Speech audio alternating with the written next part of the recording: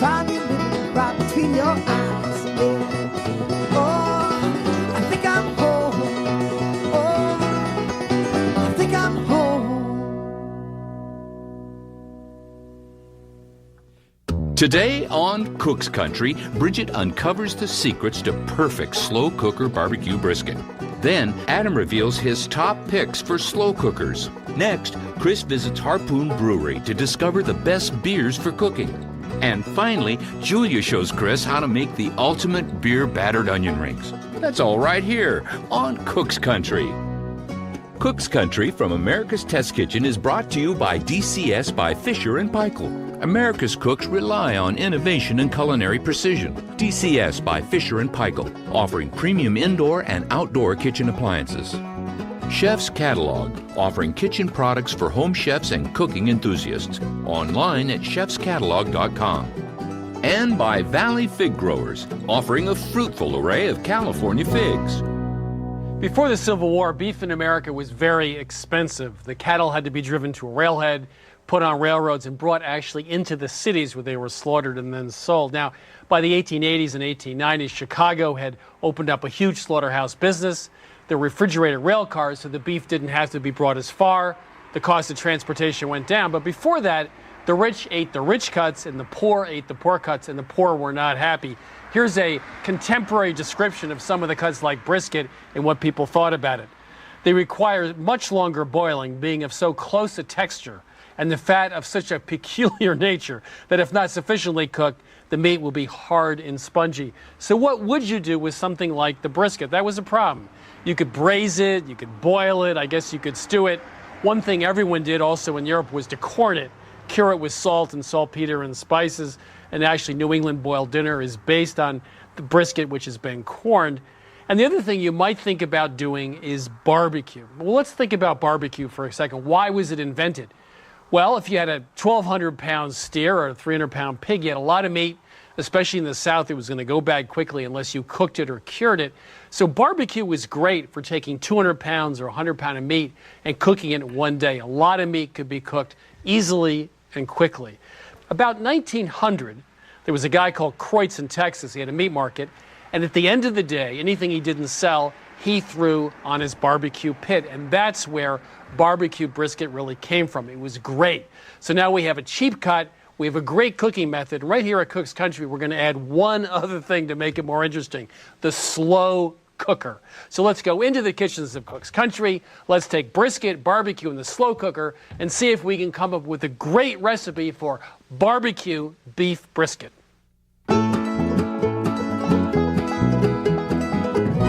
So today's show, of course, is about brisket. In case you forgot where it comes from right underneath the chuck right here.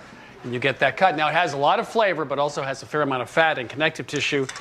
The entire brisket is right here. There are two parts. On top is the point cut like this, and then it's removed, and then you have the flat cut here. That's right. Point cut's a little harder to find, in addition to which it's got a little bit too much fat. That's so we're using flat cut, and we're going to trim it off as you have here. Now, the slow cooker is actually perfect for this style of meat because it has a lot of connective tissue, which means it needs a long, slow cooking to break down that tissue, which is great. The bad news is, in a slow cooker, since it's hard to get anything to evaporate out of a slow cooker, you end up with a lot of liquid. That's right. So Bridget's job is to turn this into a barbecue brisket in a slow cooker and also solve the liquid problem. Yeah, that's a pretty lofty goal. Tons of liquid comes out of the brisket. It just sits in the liquid. It doesn't really have that dry bark on the outside. So we're going to do our best to get the flavors of barbecue into the meat, but also cook it in a drier environment. So what I'm going to do is take a very sharp knife, and I'm going to score the top of the brisket. Just make shallow cuts, about a ½ inch apart. And I'm going to do the same the other way, kind of a crosshatch here. Now what this does is it's creating all these little points of entry for our spice blend to work its way into the meat. So just like a regular recipe for barbecue, we're going to start off with sugar. And this is a ½ cup of packed dark brown sugar. I'm going to mix in a little bit of paprika, or paprika. As my people say. And a tablespoon of ground cumin. I've got a teaspoon of salt and 2 teaspoons of black pepper. And so far that looks pretty normal, like just about any other barbecue rub. What I'm going to add is 2 tablespoons of canned chipotle chilies in adobo, which we've minced. It's going to add an amazing amount of smoke flavor. Just going to work it with my hands, get it fully incorporated. Now I'm just going to apply this rub all over, kind of work it into the grooves there. Flip it over, smear it all over the bottom. I want to let these flavors meld into the meat for a little bit, so I'm going to put it on a little bit of plastic here. Just wrap it up tightly. We're going to let this sit at room temperature for about an hour. It gives me time to wash my hands. It gives me time to go chat with Adam, who's been doing a testing of slow cookers. You're looking at a man who's been reborn, at least when it comes to the notion of using a slow cooker to make dinner. Now I get the slow cooker ready. By 9 o'clock, everything's in the slow cooker and ready for dinner. I don't have to do anything at 5 o'clock. It's great. Now I have the all-clad model. It's much improved over those early rival cookers. So what else do I need to know? These are all expensive, though, right? The all-clad, actually, Chris, is the most expensive of all of these. This is the winner of our last slow cooker test, but it was not inexpensive. It's $200. And there are a bunch of new models on the market for a little less money, just $30 up to about $180. These are fabulous for braises, for stews, for soups, and those are the kinds of tests that we did. We made a pot roast, which we wanted to cook for a long time, so it's super tender. We made a rich, meaty Sunday gravy style of tomato sauce with a lot of meat, and we made a long, slow-simmered onion soup. One of the tests that we did is to determine the temperatures at which they cook, and the way we did that is to heat up 4 quarts of water, insert temperature probes in there, and record the temperature with some software every minute over the course of 6 hours. And we learned from that the ideal cooking temperature range is about 190 degrees to just shy of boiling at 212. If these things didn't heat up to 190, the meat was a little tough on the pot roast, the Sunday gravy was a little watery, whereas if it went all the way to 212, the meat got blown out, the fibers came apart, and the Sunday gravy was a little too dry. The one that we like the best is the Crock-Pot touchscreen slow cooker. It's got the right cooking temperature range, 199 degrees to 204.5 degrees. It's got a long timer, 20 hours. It's got the keep warm mode, and the price was right. That one was $130. So the winner is the Crock-Pot touchscreen slow cooker at $130, $70 less than our former winner. Thank you very much, Adam, for telling me. Get dinner on the table at 6. You can be done doing your prep by breakfast. All right, so Chris, that brisket was sitting there for an hour and I unwrapped it. And in the meantime, I started cooking the base of our barbecue sauce, which we're also going to create in the slow cooker. You're a busy bee. I am. And this is just 1 onion that we finely chopped, and I've sauteed it in 3 tablespoons of vegetable oil until they're nicely softened. And that took about 5 minutes, all right? So what I've got is 2 tablespoons of tomato paste. Just want to cook that with the onions until the tomato paste starts to brown a little bit, and that's going to take about a minute. All right, so you can see that the tomato paste has deepened in color a little bit. We're starting to get some color on the bottom of the pan. It's time to add our remaining ingredients. So what I've got here is a tablespoon of just regular old chili powder, straight from the supermarket. Got a little bit more of that chipotle chili, another tablespoon. 2 cloves of minced garlic. Just cooking all this for about 30 seconds. Really, we're just trying to bloom those flavors in the fat that we used to cook the onions. So right into the slow cooker. All right, just want to pile the onions. Now, we don't want to put the brisket right on that because, as I said, the brisket's going to let off tons of juice. You'll end up with that juice climbing up the sides of the brisket and basically pot roasting it, which is exactly what we don't want.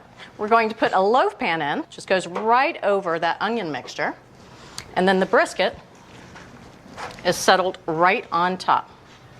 Just nestle that in there. Finally, I'm going to pour a 1/2 cup of water, and basically I'm just putting this in there at this point only to prevent the onions from burning. That foil pan is actually going to act as a vacuum and start sucking in a lot of those juices underneath and mingle with those onions. What that does is it creates a drier cooking environment, kind of like a grill. So this is basically a barbecue brisket slow cooker science experiment. Yes, exactly. That's what that is. Okay. All right, so on goes the lid. We're going to get that brisket good and tender. 7 to 8 hours on high should do it. Now, we could cook it on low if you'd like, but that would take 10 to 12 hours. Okay.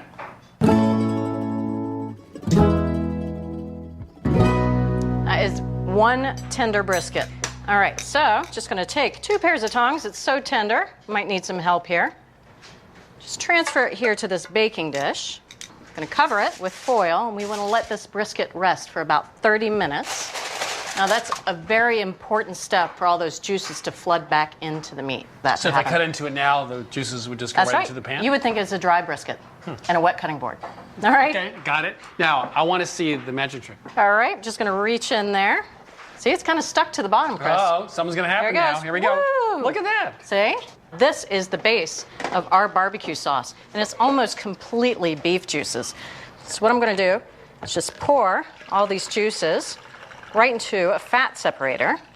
You should have about 2 cups, so we just need to let that sit for 5 minutes. Okay. All right, so it's been 30 minutes. Brisket has rested. Getting ready to carve it here, so I just want to transfer it to my cutting board, and we want to carve this against the grain, and that's going to help to make this brisket even more tender. A piece? It is falling apart. All right, so that looks good. I'm going to do my best to get all this back into the pan. Now, remember those defatted juices that I had earlier? I want to pour a cup of these defatted juices and sauce all over the meat. The rest of this, I'm going to finish our barbecue sauce. Now, this is a cup, the remaining defatted juices. This is a 1/4 cup of ketchup. We're just adding this right at the end so we can get some good bright flavor. This is a tablespoon of cider vinegar. And just a smidge of smoke here. We've got a 1/4 teaspoon of liquid smoke. Potent stuff. And we like this style sauce with the brisket. It's great, and it's traditional with barbecue brisket. That's it. Ready to eat. So sauce goes over here. I'm going to bring the brisket closer to you, Chris. Don't worry. You only let me taste a little bit. I'm going to give you a whole slice of this. It is so tender. That's great. And we've got some creamy coleslaw right there. Goes great with brisket. Pile it up there. All right. We ready? I'm ready. All right. Don't even need the knife. Look at that. Cuts with a fork.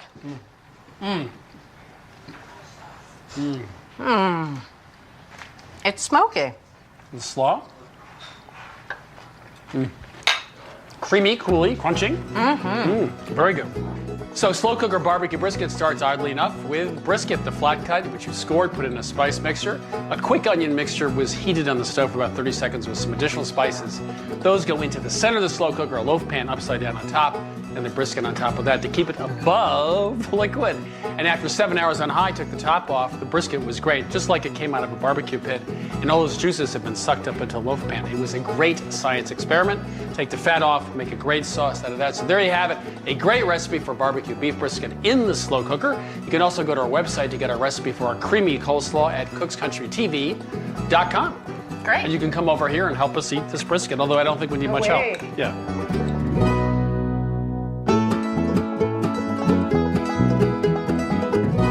You know, onions have been around a long time, but they weren't really a food. They were medicine at first in Roman times. So if you had a dog bite or your vision wasn't too good, they used it for that. Middle Ages, it was a form of commerce. It was money. You could pay your rent.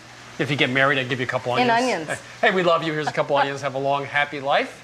Also cured hair loss. Just rub it on your head, I guess. Yeah. But if you think about it, fried onions were very practical because you didn't need an oven. You just needed a fire of any kind. They boiled them in water for 7 minutes, then split them into rings, and then fried them. But there was no coating. Oh. Well, a guy called Sam Quigley in the 50s, 1955, had a Nebraska storefront. He breaded and hand-cut his onion rings. Eventually, everyone started selling them. A&W, Howard Johnson, State Fair still have the bloomin' onions, so they're all over. The question is, how come? Because a lot of these really aren't that good. That's right. Things fall off, they're too doughy.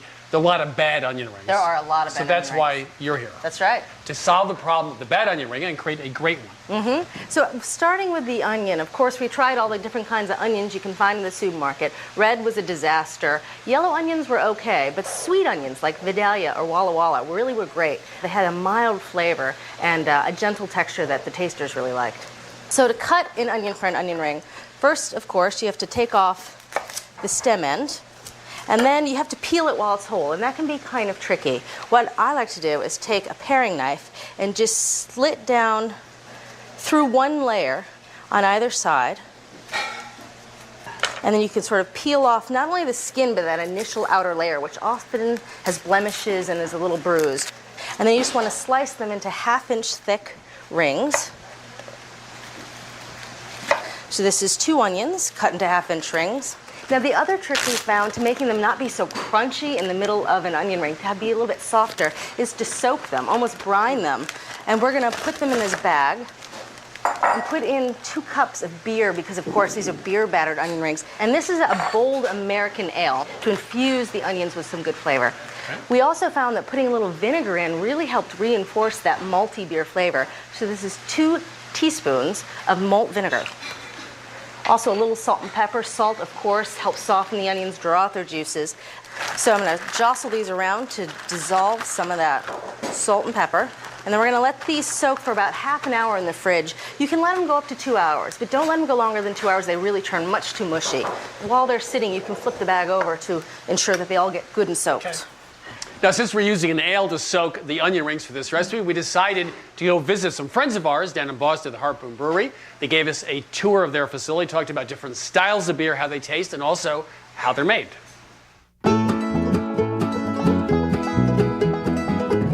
Here with Al Marzi at the Harpoon Brewery in Boston, and my first question is a really stupid question from your point of view, probably. So you're already laughing at me, and that is the difference between ale and lager. How are they made, and what's the difference? Ales and lagers are separated on their yeast strain.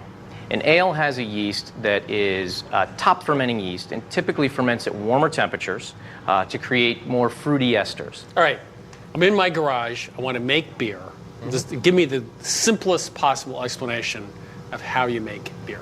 Well, you only need 4 ingredients. You need malted barley, you need hops, you need water, and you need yeast. And malted barley provides a lot of the flavor here, right? The flavor, the color, and the sugars. And I happen to have a visual aid here. Here's some caramel malt. It's simply barley that's been harvested in the field. It's germinated, steeped in water, kiln dried. And if you taste it, it tastes great.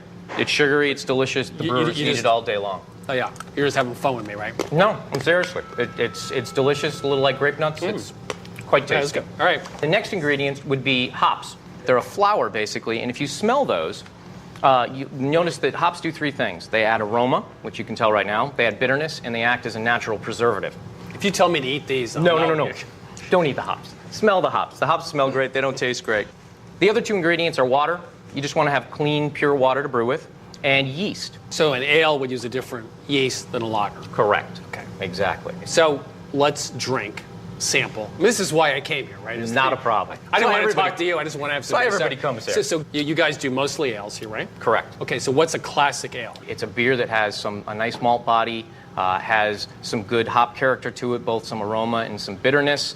We make an IPA, which is an India Pale Ale, which is a subset of pale ales, which historically came from when the English had troops stationed in India. They had to send beer on ships over to India. So what they did is they added more hops, and I already said hops act as a natural preservative, so the beer could withstand the voyage. And what you end up with, this is our India Pale Ale. It is our best-selling beer, and certainly one of my favorites. I like the bitterness in that. It was really good. Now, where I come from at the country store, everyone goes down and buys oil cans. You know what oil cans are? You probably do. Those are the big things of Jenny, as they call it. So this is a lot better than that. Thank you very much. I mean, that's not saying much, is it? I appreciate hearing it, though. This is fabulous. Thanks. You're very welcome.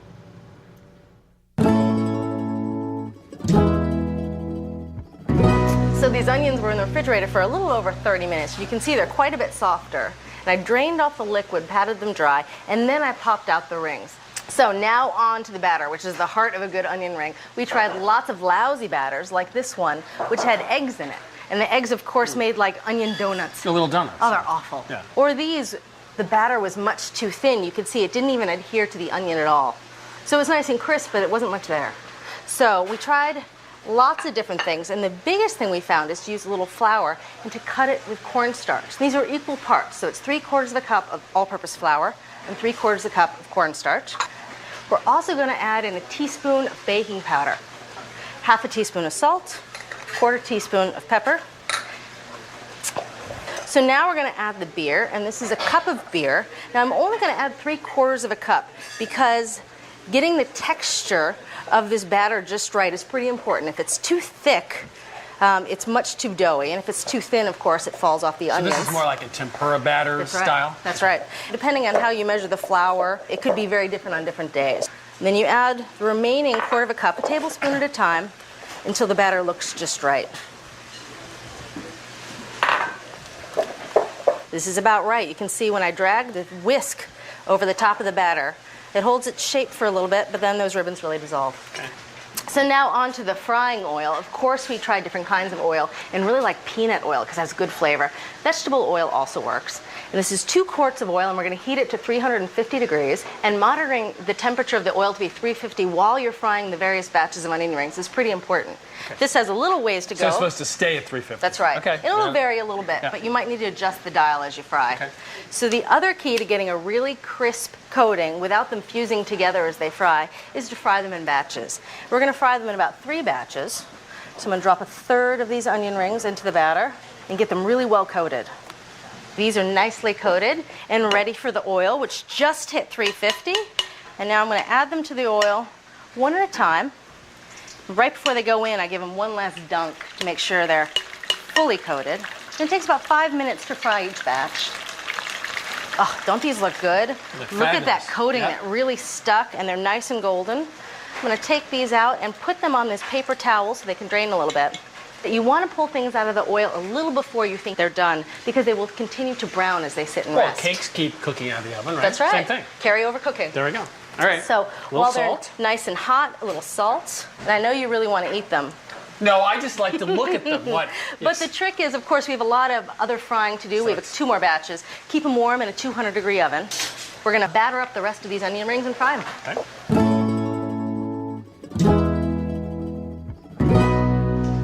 Oh, don't those look good? That's the last batch. And here, we'll bring them over here. Put them on our nice platter. As they say, look good enough to eat. So they're serious lookers.